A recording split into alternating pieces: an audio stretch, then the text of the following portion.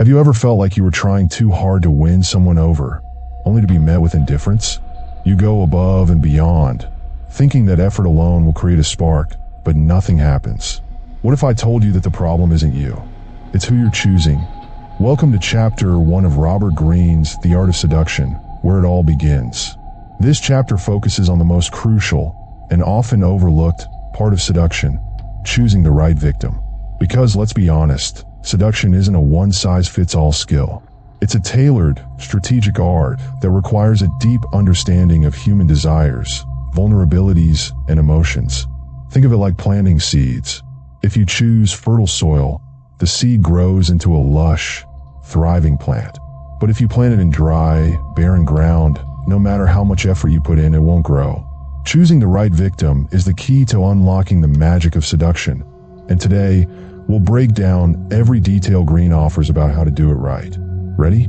Let's dive in. Point 1. Why the right victim matters. Seduction is often misunderstood as something manipulative or forceful. But Greene makes it clear from the start. Seduction isn't about imposing your will on someone. It's about creating an irresistible pull, a connection so magnetic that the other person can't help but be drawn to you. But here's the catch. Not everyone can be seduced. Some people are too self-centered, too preoccupied with their own lives, or emotionally unavailable. Trying to seduce someone like this is like trying to light a fire in the rain, frustrating and ultimately futile. That's why the first rule of seduction is simple but profound. Choose wisely. The right victim is someone who is already predisposed to be drawn to you. They have desires, vulnerabilities, and needs that align with what you can offer. When you focus your energy on the right person, everything clicks into place. The connection feels natural, the spark ignites, and the dance of seduction begins. Point 2. Emotional gaps, finding their desires. Everyone has emotional gaps, voids in their life where they feel unfulfilled, lonely, or unsatisfied. These gaps are the key to understanding your victim's desires. Greene describes these gaps as emotional entry points, places where you can plant the seeds of seduction. The restless soul. Imagine someone trapped in a monotonous routine. They go to work, come home, and repeat the same cycle every day. Beneath the surface, they crave excitement, adventure, and a break from the ordinary. This is a restless soul, longing for someone who can shake up their world. A seducer who embodies spontaneity, daring, and unpredictability can ignite their spark. The lonely heart, Now, picture someone who feels invisible or neglected. They long for connection, validation, and a sense of belonging. A skilled seducer can step into this emotional void, offering attention, understanding, and warmth. By making them feel seen and valued, you create a bond that feels irresistible. To identify these gaps, listen closely to how people talk about their lives. Do they complain about boredom? Do they seem nostalgic for something they've lost? Are they searching for meaning? These subtle clues reveal what they're longing for and where your seductive energy can take hold. Point 3. Vulnerabilities, the cracks in their armor. Desires aren't the only entry points for seduction. Vulnerabilities play a major role too. Vulnerabilities are the cracks in someone's emotional armor, the places where they feel exposed, uncertain, or insecure. These are powerful openings for seduction, but they must be approached with care. The recently heartbroken, think about someone who's recently gone through a breakup. They might feel unlovable, unsure of themselves, and yearning for connection. A seducer who offers empathy, understanding, and a sense of safety can step into that space, creating a bond that feels comforting and healing. The disillusioned, Now, consider someone who's lost faith in love, ambition, or life itself. They've been burned by disappointment and don't trust easily.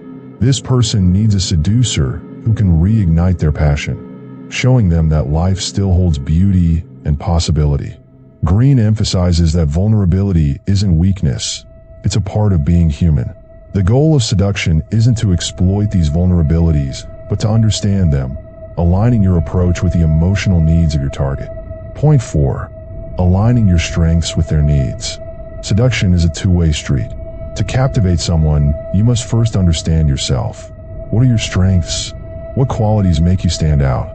Greene stresses the importance of aligning your natural strengths with the desires and vulnerabilities of your victim.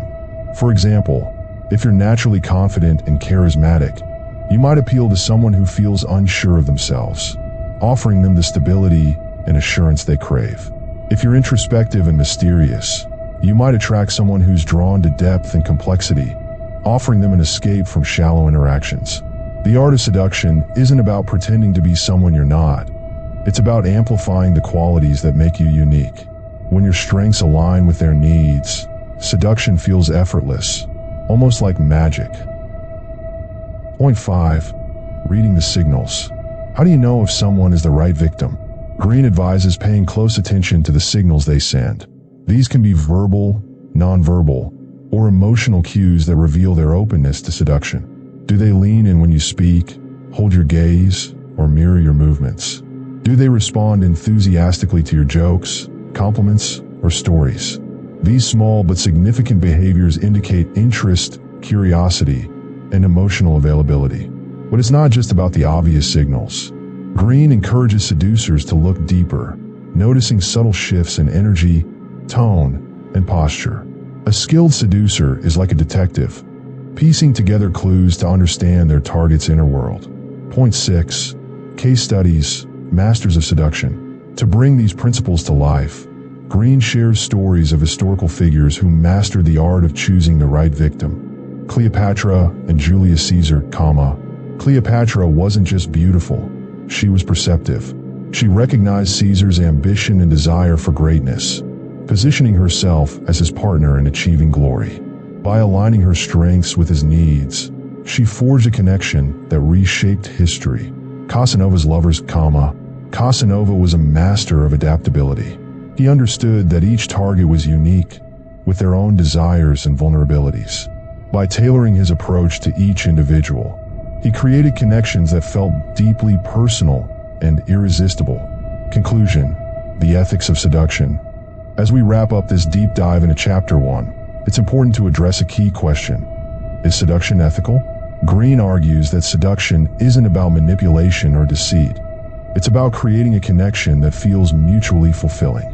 When done with care, intention, and respect, seduction becomes a way to awaken desires, foster connection, and bring joy to both parties. Choosing the right victim is the foundation of this process. It's about finding someone who resonates with your energy, aligning your strengths with their needs, and creating a dynamic that feels natural and electric. With this foundation, you can unlock the full power of seduction, transforming not just relationships but the way you connect with the world. Final reflection, and there you have it, Chapter 1 of The Art of Seduction. We've explored the psychology, strategies, and stories that make this chapter so compelling. What do you think? Have you noticed these dynamics in your own life? Share your thoughts in the comments below, and don't forget to like, share, and subscribe for more deep dives into fascinating topics like this one. Thanks for watching.